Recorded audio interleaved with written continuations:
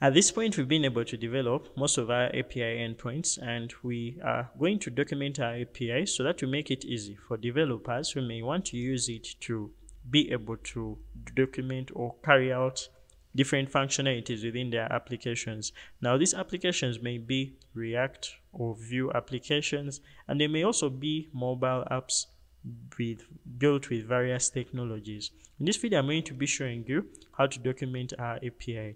So we're going to be looking at two approaches to do this. So I'm going to start with one that's inbuilt with Django REST framework, and that is our Browseable Api.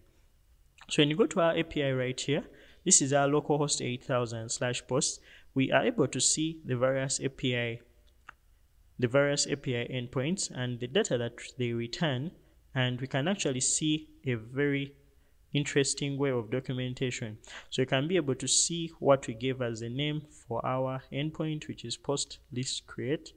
You can also see things such as the description you gave, and here we specify that this view is one for creating and listing of our posts. So we can be able to see the pagination that you actually created and the count of the number of objects that we have, the next URL, which is our localhost 8000/post/page2. We actually seems like my server is down, so I'll go ahead and run our server again.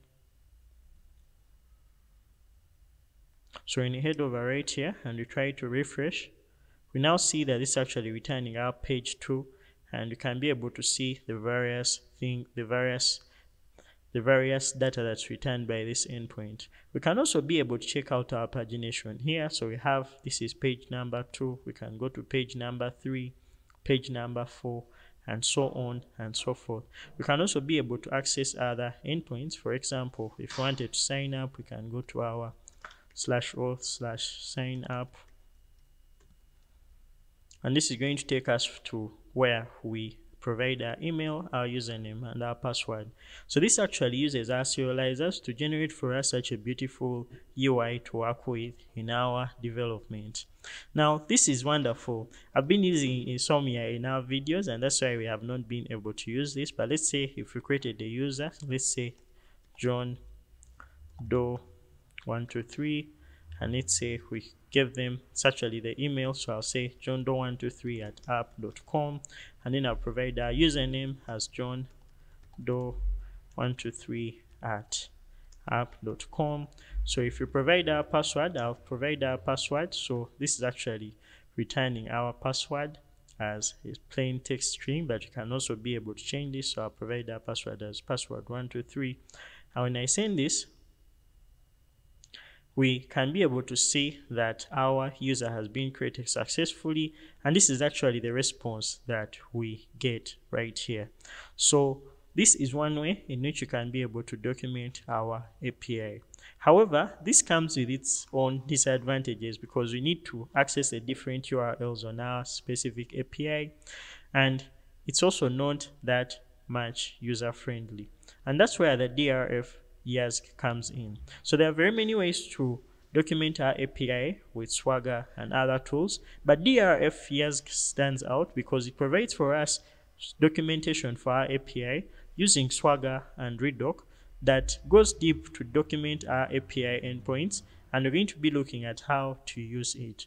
So I'm going to I'll leave the link to the documentation of DRF Yasg in the description, and let's get started. So what I'll do is to head over to our documentation right here, and the first thing we're going to do is to actually install it. So I'll just come and go to where we have our introduction.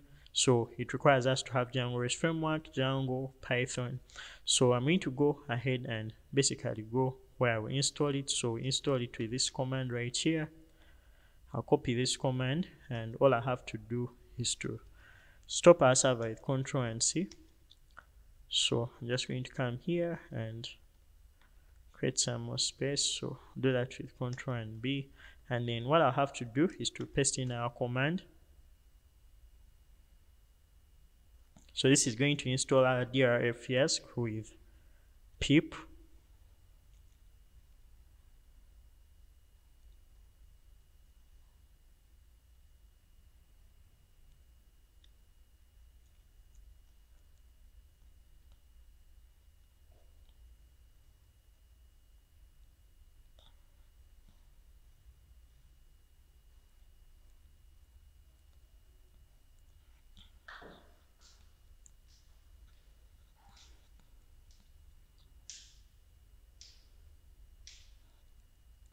And once our installation is done, the next thing we're going to do is to go ahead and pip freeze this to our requirements.txt. So I'm going to do pip freeze and then point to our requirements.txt.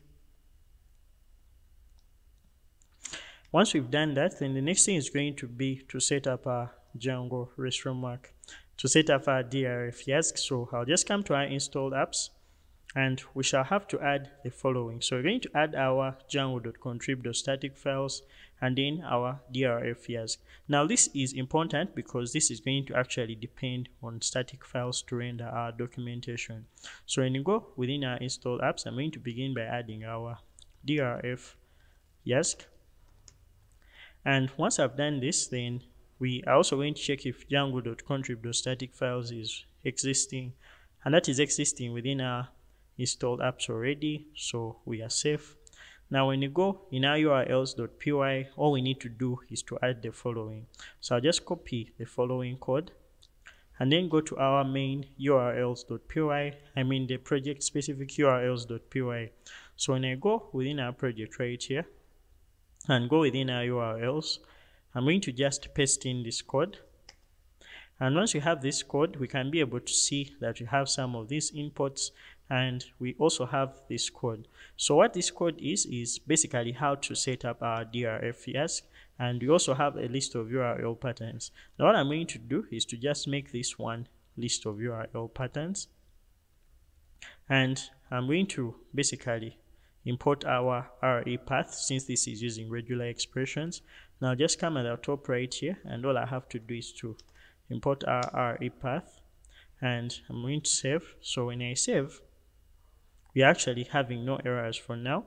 And one thing I'm going to change is to change our URL for our Swagger.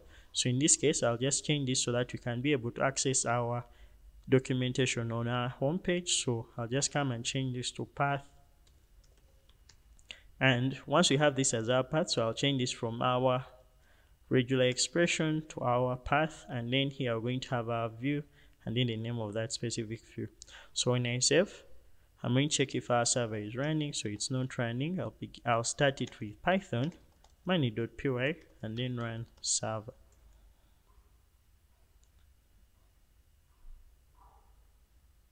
So this is going to start our server. So when you go to our localhost 8000, we're now going to see our API being rendered via this beautiful documentation.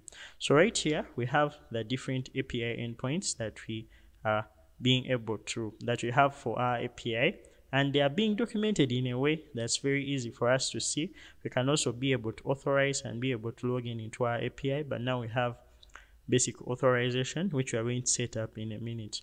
So let's try to actually create some to basically send some requests here. So when you go to the /post endpoint, you can be able to send. So here we actually need a page number, the paginated result set, which is the page. So can provide a page. So I'll say try it out. So here I can provide the page number. So let's say I want page number 2, and let's say the max page size, and this is going to be 3. So when I execute, we actually see our number of posts, which is 3 posts, and we actually see that our page that's being returned is page number 2. So this is wonderful. This is amazing. So another thing that's very important here is we need to document most of our API endpoints. So I'm going to be showing you how to do that with DRF Yasg, and you'll be able to document some of the other endpoints for the API. So I'm going to go within our posts, and that's actually going to happen within our views. And what I'm going to do is to go within our posts app, and within our views for our posts app, I'm going to begin documenting all our API views. So I'm going to be accessing some very interesting utility that makes it easier for us to document these views, and that is the Swagger auto schema. So I'll just come right here, and all I have to do is to say from DRF Yasg. So it's actually going to be DRF Yasg.utils. We are going to import our Swagger auto schema, and this is going to allow us to document the various endpoints. So the way we're going to do that is by coming right within our API views. So I'll just come right here, and let's say we have our API endpoint for getting all posts, we can just come and decorate it with @Swagger auto schema. And what we shall do is to pass in a different thing. So I'll begin by providing an operation summary. So we can have the operation summary, and then let's say this is actually responsible for listing all posts. So once I do this, I'll save, and when I save, it's actually going to go back, and when I refresh, so when I refresh here, we can be able to see that our URL is being documented. So you can also be able to provide some other detailed info. So you can just come and say operation description, and let's say this returns a list of all posts. So once I've done this, then I can come right here and refresh. And then when you come back here, we actually see that we have a description here that's saying that this actually returns a list of all the posts that we have in our database. So this is amazing. So what I'm going to do is to do the same thing for some of the other endpoints. So I'm just going to come right here and copy this and go ahead and basically document our API for creating a post. So I'll just say that we are going to create a post, and we're going to say that this is going to create a post. So I'll just say this creates a post. This endpoint creates a post. So I'll just say this endpoint creates a post, and actually let's just say that we are going to create a post. So here I'm just going to say create a post. So I'll save, and when you head over back here, so here we can be able to see it's actually not working. So it seems like we have a problem here, our indentation. So when I save, go back here, when I refresh, seems like we still have a problem. So let's see, it's actually for creating a post. Operation schema, create a post. This endpoint creates a post. So let's try to refresh here. So when you go where we actually have, we now have create a post, and this say creates a post. So we can provide a default descriptive description for this specific API endpoint. So when I go right here, I can actually do the same thing. I can just copy in our Swagger auto schema and then provide that as retrieve post, retrieve an individual post. So I'm just going to come and say this retrieves and the post by the ID, and then we can come here and say this retrieves a post by an ID. So we can do the same thing for the other endpoint. So I'm just going to copy this and do the same thing for where we update our posts. So can just come here and say updates a post by its ID, and then let's say here we're going to just say this updates a post given the ID. So I'll do the same thing for deleting and pasting our Swagger auto schema here. I'll just say delete a post,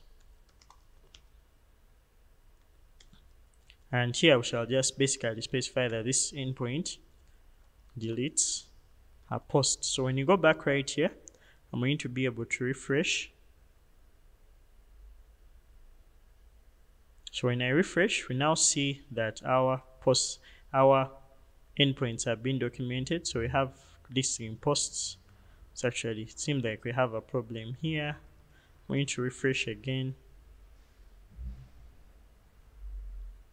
I will now see that our API endpoints have been documented. So I'm going to be documenting the rest, and we shall be able to continue. So I'll just come right here, do the same thing here. So here, actually say getting post for all users. So I'm going to come here and also document this one for getting listing posts for one author. So I'll just come and say that we're going to use our Swagger auto schema to list posts for one author.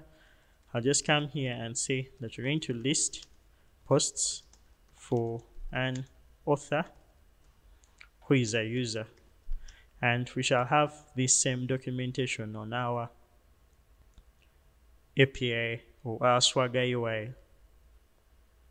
So it seems like we have a problem here, so let me check what is wrong. So let me try to refresh.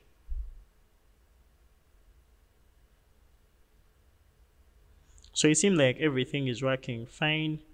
So let's try to actually go ahead and document the other endpoints. So what I'll do is to go to our accounts app as well. And within our accounts app, I'll go to our views. And within our views, I'll also begin by importing our auto schema. So I'll just come and say from DRF Yasg.utils. I'm going to import our Swagger auto schema. And once I've done that, then I'll come right in here, and all I have to do is to provide. So this is our API endpoint for creating a user account. So I'll just say create a user account. And here we shall come and also specify that this route is for signing up. So I'll just say this signs up user. So once I have this, then I'll go ahead and do the same thing for our login endpoint or our login URL or view. So here we shall just say that this login, or let's say generate JWT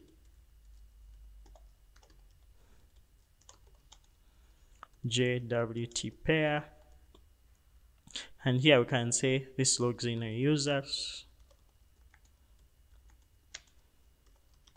with email and password. And when I save this, so when I come back here, I'm going to refresh.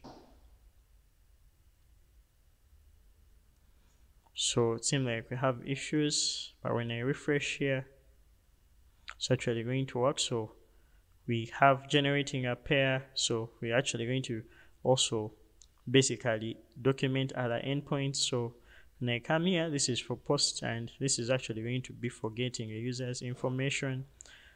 It's actually going to be get request info, just like we explained for the various previous videos. And this actually shows the request information. So when I save, I'm also going to do the same thing for so this is actually for our login endpoints. So this is, I think we are done for our authentication endpoints. So when I go ahead and refresh, we now see that all our endpoints have been documented. Now you can be able to check out the various ways of documenting an API with DRF Yasg. I just wanted to walk you through the basics. Another important thing is actually how we may be able to log in into our API, and we're going to be looking at that. So in the documentation right here, we're going to go to where we describe our authentication schemes. Now if you've checked out some of the previous videos, we were actually using the bearer authentication scheme to log in into our API. So I'm going to be showing you how we can use this DRF Yasg to basically state how we are going to set up our authentication schemes. So within our Swagger settings, and this is actually how they are telling us that this is how it allows us to describe our security definitions. So we have our Swagger settings, and this is what we are supposed to add to our settings.py. So I'm just going to come and copy this. Now when you go within our settings.py, that's within our project folder, I'm just simply going to come and add this settings dictionary. So this is going to provide for us two types of authentication or two security definitions, and that is the basic type, which allows us to log in with our username and password, as well as our bearer authentication scheme. Now in this case, we are going to use our bearer, so I'm going to get rid of the basic. And here, what we can notice is we're going to be using an API key, and the way we're going to be accessing or providing our API key is going to be through our authorization headers. So this is what this is actually all about. Now I'm going to go ahead and save. So when I save and head over back to our documentation right here,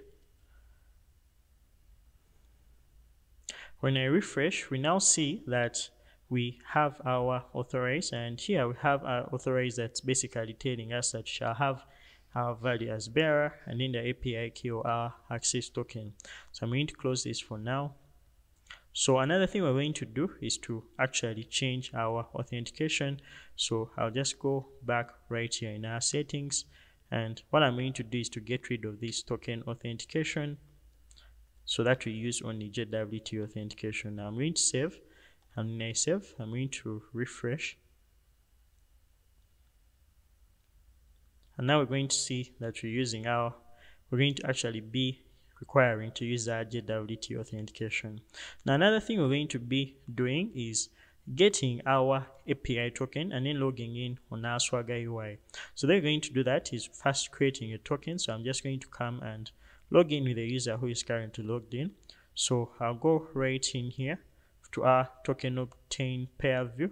You need to check out the JWT authentication video. So I'll just go ahead and try this out.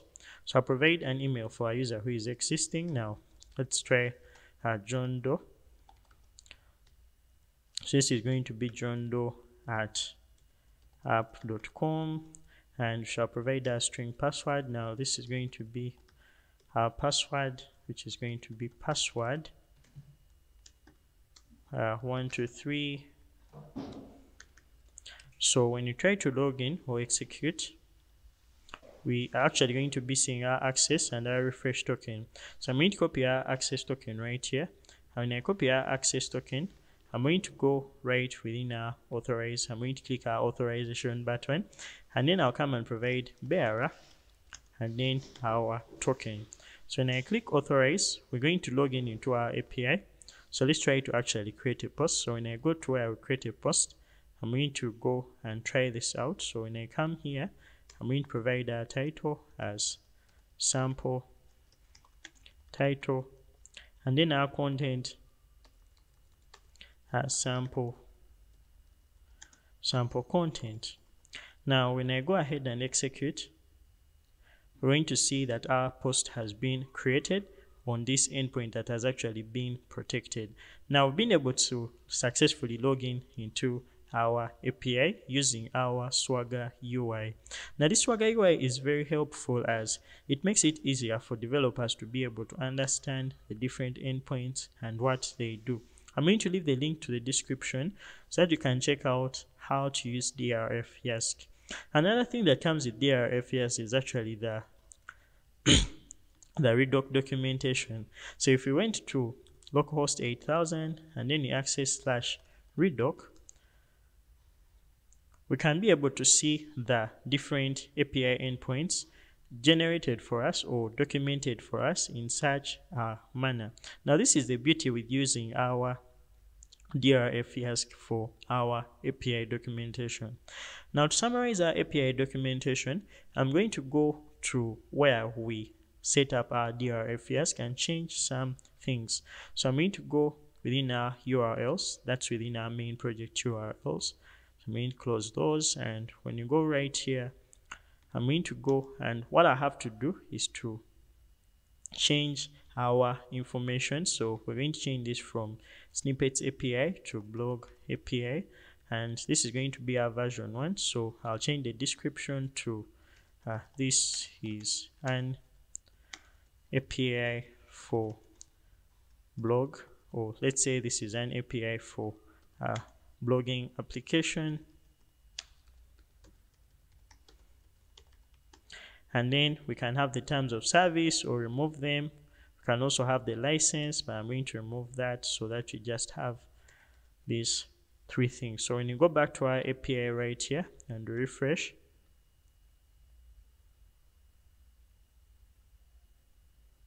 we actually see that our documentation has changed. And when you go ahead and refresh even on our Swagger UI, we can be able to see that our documentation has been able to change. In this video, I've been able to talk about our API documentation using the Browseable API as well as our Swagger UI and Redoc. We've been able to explore DRF Yasg and some of the features it may provide for us that may help us to document our API to various developers who may need to develop front-end applications with it. Thank you for watching this video. If you've liked it, please leave a like. Don't forget to subscribe if you're new. Thank you for watching and see you in the next video. Bye.